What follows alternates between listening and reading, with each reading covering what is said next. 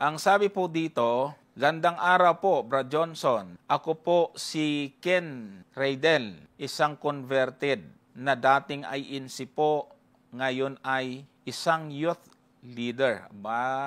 Maganda. May talong lang po sana ko. About sa talatang Isaiah 66:3. Ano po kaya ang tinutukoy doon? Tinutukoy po ba doon sa nakapag pumatay ka ng hayop, kasalanan? O tinutukoy po ba yun sa pagkain? Baka po malinawan nyo sa akin. Maraming salamat po at pagpalain po kayo ng Panginoon. So ito, at least honest ito, Brother Gomer. At maganda na linawin na ito dahil alam ko hindi lang siya ang nakakabasa nitong talatang ito at maaaring nalilito din yung iba. At kaya nilagay natin niya sa title para at least kung mayroong pong nagre-research kung anong kahulugan yan, ay makita po yung sagot na ating ipagkakalob sa kanya base po sa history at context po nito. Ngayon, ganito po yung nakasulat sa talata, mga kapatid. Ang sabi po dyan, siyang pumapatay ng baka ay gaya ng pumapatay ng tao. Siyang naghahain ng kordero ay gaya ng bumabali ng liig ng aso. Siyang naghahandog ng alay ay gaya ng naghahandog ng dugo ng baboy. Siyang nagsunog ng kamangyan ay gaya ng pumupuri sa isang Diyos-Diyusan. Oo, sila'y nagsipili ng kanilang sariling mga lakad at ang kanilang kaluluwa ay nalulugod sa kanilang mga kasuklam-suklam na bagay. Okay, so ito po mga kapatid. Ngayon, bago ho natin i-explain po ito, ay atin po munang basahin yung sa mga ng balita, Biblia. O, ngayon to, babasahin ko po mga kapatid itong nasa Isaiah, sa magandang balita, Biblia, no? Sabi po dito, ginagawa ng tao ang kanyang maibigan at matutuwa pang gumawa ng kasamaan. O, di mas malinaw dito, di ba? Para sa kanya ay walang kaibahan ang handog na turo o kaya ay tao, ang handog na tupa o patay na aso, ang handog na pagkaing butil o dugo ng baboy, ang pagsusunog ng insinso o ang pagdarasal sa Diyos-Diyusan. Natutuwa sila sa nakakahiyang pagsamba. Ayon. So dito sa magandang balita Biblia, mga kapatid, ay maliwanag na pansinin po ninyo yung mga salitang ginagamit. Ginagawa ikaw ng tao ang kanyang maibigan. Sabihin, may taong tinutukoy na kung ano ang gusto niya, hindi siya sumusunod sa kung ano ang kalooban ng Diyos. Ano yung kanyang nasa isip ng tao? Para sa kanya. O pansinin niyo po mga kapatid, para doon sa isang taong tinutukoy ng talata, walang kaibahan yung paghandog ng turo o kaya ay tao. Alam niyo po kasi, meron din kasing paghahandog ng tao na ginagawa yung mga hindi bayan ng Diyos. Actually, pati yung ang bayan ng Diyos, Israel, minsan nahahawa sa ganoong kultura ng ibang bansa na yung anak hinahandog. So dito, makikita natin na para sa isang tao na hindi sumasalungat o kaya hindi nagpapasakop sa Diyos, para sa kanya, pareho lang yung naghundog ka ng toro o tao ay handog mo. Naghandog ng tupa o kayon din ay patay na aso. Alam natin na yung aso karumaldumal. At yung tao ay hindi naman dapat inihahandog yan. Hindi yan sinusunog katulad ng hayop. At yung paghandog ng pagkain ng butil ay ganoon din sa para kang naghandog ng dugo ng baboy. Ang pagsusunog ng insinso o pagdarasal sa Diyos-Diyusan, pare-pareho lang. Tapos sabi niya, natutuwa sila sa nakakahiyang pagsamba. Ayan. So, ibig pong sabihin, mga kapatid, ang konteksto po nito ay hindi tumatanggap ang Diyos. Mensahe kasi ito ni Isaiah sa bayan ng Diyos. So, pinapahiwatig niya na yung Diyos ay hindi tumatanggap ng pagsambang mali o kaya panglabas ng pagsamba. Kasi yung mga tao ay patuloy sa pag-aalay ng mga handog, ngunit meron silang mga ginagawang kasamaan. Kaya para sa kanila, turo yung hinandog mo o tao, pareho lang yun. Sabing gano'n. Kaya pinapakita dito ang pagtanggi ng Diyos sa piki o huwad na pagsamba, kapatid. Okay? Kaya kung titingnan natin yung ating Bible commentary, ay sinasabi po doon na yung pagpatay ng baka, pag-aalay ng tupa, pagsunog ng insinso, ito po ay ginagamit na paraan ng pagsamba ng mga Hudyo. Kaya lang tinatapatan dito ng masamang paraan na bahagi ng pagsamba na halos ay sa tingin ng Panginoon kapag ikaw ay hindi bago o isang tao ay patuloy na sumasalungat sa Panginoon, pareho lang yon. Naghandog ka ng tao, parang wala din yon. Para ka lang din naghandog ng patay na tao. So ipinapakita dito ng Diyos na kahit tamang ritual, yung paghahandog ng turo o tupa, pagsusunog ng insinso, ay wala yon sapagkat lumalabas na panglabas lamang yon, mga kapatid. Pero sa kabila nun ay meron po talagang masama silang gawain. Ganun po yung ibig po sabihin. Kaya nga, yung mga elemento ng worship, yung pong mga binabanggit na may katapat, yung paghahandog, ay baliwala po yon, mga kapatid at mga kaibigan. Ngayon, gusto kong ibigay kay Brother Gomer yung huling bahagi po nito para sa kanyang karagdagan. Ayan, maraming salamat, Brother Johnson. Actually, yung talata talaga, Brother Johnson, ay nagpapakita nung hindi pagtanggap ng Diyos doon sa mga pagsamba na ginagawa ng mga Israelita. Kasi nga, makikita mo doon sa talata na bagamat mayroon silang mga ginagawang pagsamba, mga ritual, ginagawa din nila yung sarili nilang lakad, ang sabi doon. Katulad lamang yan nung marami tayong nababasa sa Isaias, katulad lamang yan nung nababasa din natin doon sa 1, doon pa lang sa 1, makikita niyo po doon yung panunumbat ng Panginoon doon na habang sila ay may mga pagsambang ginagawa, pero kasuklam-suklam yung kailang mga ginagawa. Ano? Kaya nga, ang sabi doon sa 1:11, tingnan po ninyo yung talata nitong 1:11. Ang sabi diyan, walang halaga sa akin ang dami ng inyong mga handog. Sabi ng Panginoon diyan. Sawa na ako sa mga tupang sinusunog, sa taba ng bakang inyong inihahandog. Hindi ako nalulugod sa dugo ng mga toro, mga kordero at mga kambing. Verse 12. Sinong nag-utos sa inyo na maghandog sa harap ko? Huwag na ninyong lapastanganin ang aking templo. So makikita mo doon sa Isaias ay halos ganun din ang diwa sapagkat binanggit po doon para kang naghahandog ng dugo ng baboy. Ang ibig sabihin, ganun ka karumal-dumal sa paningin ng Diyos yung kanilang mga ginagawa na samantalang sila ay naghahandog pero ang kanilang puso wala naman talaga sa Panginoon. Ang sabi doon sa isang talata ng Proverb, sa Kawikaan 15, ang talata ay 8, ay ganito po yung ating mababasa. Ang hain, o pansinin po ninyo mga kapatid, ang hain ng masama ay kasuklam-suklam sa Panginoon.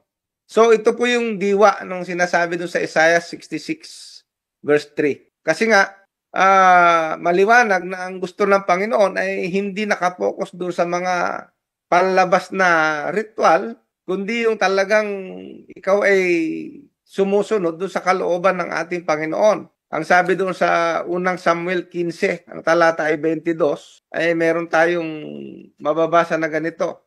Unang Samuel 15:22, at sinabi ni Samuel, nagtataglay kaya ang Panginoon ng napakadakilang pagkatuwa sa mga handog na susunugin at sa mga hain, nagaya sa pagsunod ng tinig ng Panginoon. Narito ang pagsunod ay maigi kaysa hain at ang pagdinig kaysa taba ng mga tupang lalaki. Verse 23, sapagkat ang paghihimagsik ay gaya ng kasalanan ng panghuhula at ang katigasan ng ulo ay gaya ng pagsamba sa mga Diyos-Diyosan.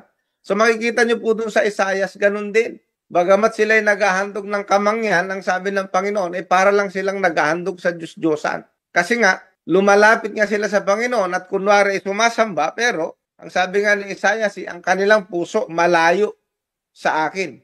Kaya yung kanilang ginagawang pagsamba, walang kabuluhan. Kaya nga po yan ang binabanggit ni Isaiah. No? Ang sabi diyan, yung katigasan daw ng ulo. Bakit matigas ang ulo? Kasi ayaw sumunod eh. Brother Johnson, halimbawa, katulad na lamang yung ginawa ni Cain. O kung titingnan po ninyo, si Cain at si Abel ay naghandog pareho. Pero bakit hindi tinanggap yung kay Cain? Bagamat siya ay naghandog din naman. Kaya lang, yung kanyang handog ay hindi yun ang tagubilin ng ating Panginoon eh. Kaya nga, dahil doon sa katigasan ng ulo, ayaw sumunod, ang sabi dito ay para ka rin sumasamba sa Diyos-Diyosan. Yun. Parang hindi rin yung Diyos yung sinasamba mo kahit na sila ay nag-ano ng kamangyan doon sa talata. Ang sabi, sapagkat dahil sa inyong itinakwil ang salita ng Panginoon, ay kanya namang itinakwil ka upang huwag ka nang maging hari. So yan ang dahilan mga kapatid kung bakit binanggit ni Isaiah yung Isaiah 66 verse 3. Na kailangan, kaya nga kung titingnan po ninyo sa talatang 1, ipinapakilala niya doon, kung babalikan natin yung talata 66 verse 1, kailangan po nating kilalanin ang Diyos bilang tunay talagang Diyos. Sa 1, tingnan po ninyo. Ganito ang sabi ng Panginoon, ang langit ay aking luklukan at ang lupa ay aking tungtungan. Anong anyong bahay ang inyong itatayo sa akin at anong dako ang magiging aking pahingahan? So dito pinapakita ng Panginoon kung gaano sa kadakila, Brother Johnson. Mhm. At kailangan yung mga lumalapit para sumamba, abay, kailangan kilalanin po siya. At hindi ka gagawa ng yung sariling lakad. Kaya nga kung itutuloy po natin yung talata na yan, verse 2, sapagkat lahat ng mga bagay na ito ay nilikha ng aking kamay. So ipinapakita niya dyan yung kanyang pagiging makapangyarihan. At sa gayon nangyari ang lahat ng mga bagay na ito, sabi ng Panginoon. Ngunit ang taong ito ay titingnan ko sa makatuwid bagay siyang dukha at may pagsisising loob at nanginginig sa aking salita. So yun ang kanyang tinitingnan, Brother Johnson, yung lumalapit sa kanya na mayroong paggalang, may pagpapakumbabang loob, at ang sabi dito ay nanginginig sa aking salita. Ang ibig sabihin na kahit anong ritual pala yung ginagawa mo, kung itinatakwil mo naman yung salita ng Diyos, ay ganito nga yung kasabihan na nangyayari dito. Ang ibig sabihin, yung pumapatay ng baka, maaaring parang pumapatay ng baka para ihandog niya, pero lumalabas para siyang pumapatay ng tao. Ang ibig sabihin, habang sumasamba sa Diyos, nandun pa rin yung pagmamataas. Ang sabi dun sa verse 3, ituloy natin. Siyang pumapatay ng baka, ay gaya ng pumapatay ng tao. Siyang naghahain ng kordero ay gaya ng bumabali ng liig ng aso. Paghahalin tulad kasi ito mga kapatid. Bagamat ang kanyang inihahandog ay kordero, pero kasuklam-suklam ang tingin ng Diyos. Parang yung kanyang, alam mo yung bumabali ng liig ng aso. Yan yung, ibig sabihin, hindi magandang yan Kumbaga kahit na panlabas, ay maganda yung kanyang ginagawa, pero hindi maganda sa paningin ng Panginoon. Siya ay naghahandog ng alay, gaya ng naghahandog ng dugo ng baboy. Kung nakita po ninyo, gaya ng naghahandog ng dugo ng baboy. Yun ang tingin ng Panginoon. Ganun kakasuklam-suklam. Yung lumalapit sa Panginoon, hindi nagpapakumbaba, hindi sumusunod sa kanyang mga salita. Ang sabi rito, oo, sila'y nagsipili ng kanilang sariling lakad. Ayun, ibig sabihin, hindi talaga sila nakikinig sa salita ng Panginoon. Ang kanilang sinusunod ay yung gusto nila. At ang kanilang kaluluwa ay nalulugod sa kanilang mga kasuklam-suklam na mga bagay. At meron ding Brother Johnson, meron ding tinatawag na application na literal kasi nga, doon sa previous chapter, kung inyo pong titingnan yung 65, tingnan po natin yung chapter 65, umpisahan natin sa talatang 2. O tingnan po ninyo, ito yung ginagawa ng mga Israelita. 65 verse 2. Aking iniunat ang aking mga kamay buong araw sa mapanghimagsik na bayan. O nakita po ninyo, na lumalakad sa daang hindi mabuti. Paano sila lumalakad? Ayon sa kanilang sariling mga pag-iisip. So yung lakad nila, hindi nila iniisip yung kalooban ng Panginoon, sarili nila. Verse 3. bayan na minumungkahi akong palagi ng mukhaan. O tingnan po ninyo, na naghahain sa mga halamanan at nagsusunog ng kamangyan sa ibabaw ng mga laryo. Verse 4, na nauupo sa gitna ng mga libingan at tumitigil sa mga lihim na dako na kumakain ng laman ng baboy. Ayun, talagang ginagawa ng mga Israelita ito at ang akala nila pagsamba yun. Sabaw ng mga kasuklam-suklam na mga bagay ay nasa kanilang mga sisidlan. Verse 5, na nagsasabi, humiwalay ka. Huwag kang lumapit sa akin sapagkat ako'y lalong banal kaysa iyo. Nakita nyo ito mga kapatid, ano? Sa kabila ng kanilang mga ginagawa na ito, nakarumal-dumal sa harapan ng Diyos, pero ang tingin nila sa sarili nila, Brother Johnson, banal. Ito yung nakakatakot talaga, ano? Na sa kabila ng kanilang pagtatakwil doon sa mga salita ng ating Panginoon at ang kanilang ginagawa kabaliktaran no sa salita ng Panginoon, abay tingnan mo, sabi niya, humiwalay ka, huwag kang lumapit sa akin sapagkat ako'y banal kaysa sa iyo. Ang mga ito'y usok sa aking ilong, sabi ng ating Panginoon. Apoy na nagliliyab buong araw. Abay isipin mo, pagkatapos mong maghandog ng baboy, tapos sabi mo ikaw ay banal. Pagkatapos mong kumain ng karumal-dumal na baboy, tapos sabi mo, ay lumayo ka sa akin, ako'y mas banal kaysa sa iyo. Ang sabi ng Panginoon, ito'y usok sa aking ilong. Apoy na nagliliyab buong araw. Verse 6, narito, nasusulat sa harap ko, hindi ako tatahimik, kundi ako'y gaganti. Oo, ako'y gaganti sa kanilang sinapupunan. Kaya kung makikita nyo po yung chapter 66 na yan, hatol kasi ng Diyos yan eh. Nang ibig sabihin, kahit na sila'y sumasamba, kunwari, pero yung kanilang mga puso, talagang punong-puno ng pagpatay, mga paghihimagsik. So yan po yung kahulugan itong 66. Actually, sa ibang paraan lang ipinahayag ni Isaias doon sa chapter 66. Pero kung babasahin niyo po halos yung buong yung Isaias, halos ganun paulit-ulit yung ginagawa ng mga Israelita. Kaya nga doon sa Isaias 1:13 ang sabi nga wag na kayong yung mga sabat ninyo kasuklam-suklam. Puntahan nga natin 'yon. Balikan nga natin yung 1:13 ng Isaias. Kaya tuloy ginagamit itong mga ayaw sa Yan walang halaga sa akin. Ayan wag na kayong magdala ng mga handog na walang halaga. Nasusuklam ako sa usok ng insenso. Nababagot na ako sa inyong mga pagtitipon kung pista ng bagong buwan at araw ng pamamahinga. Ang mga ito'y walang saysay dahil sa inyong mga kasalanan. Yan po yung ibig sabihin nun mga kapatid. Walang kwenta sa harapan ng Diyos yung kailang ginagawa sapagkat habang ginagawa nila kailang mga ritual at ang pinakamatindi nga, Brother Johnson, doon sa Isaiah 65 talaga. Baboy na talaga yung dala-dala nila. Pero, ano sabi nila? Ay, umiwalay ka sa amin, ako'y banal. Ay marami hong ganyan ngayon mga kapatid. Yung mga ayaw sa salita ng Diyos, yung nagtatakwil, yung galit sa utos ng Diyos, abay sila raw yung karapat-dapat sa Diyos, Brother Johnson. Kaya nakakatakot yung ganyang kaisipan. Okay.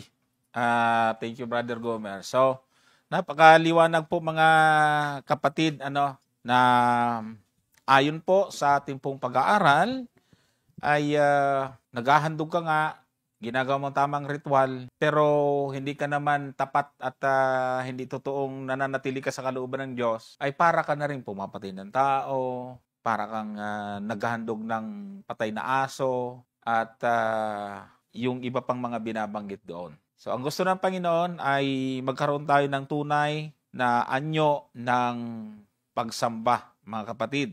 Kaya nga ang sabi po doon ay ayon sa kanilang sariling lakad, their own ways. Sarili lang mga daan, pinipili lang kanilang mga sariling pasya na hindi naman tama. Kaya yung mga taong ito ay hindi sumusunod sa kalooban ng Diyos kundi pinipili yung gusto nila. Karumal-dumal din po sa Panginoon yon, mga kapatid. Yung pagkukunwari ng mga taong naghahandog na kunyari ng alay, pero may kasalanang itinatago, para na rin po siyang mamamatay tao. Yan ang ibig pong sabihin. Kaya ito isang babala ng Diyos na dapat ay lumayo. Ito'y payo na itakwil yung pong mga huwad na pagsamba. Ang huwad na pagsamba na sinasabi ay parang kung titingnan mo sa panlabas, parang tama. Pero may itinatagong kasalanan, yun ay walang kwentang pagsamba, mga kapatid. So, yun yung ating sagot doon sa magandang tanong.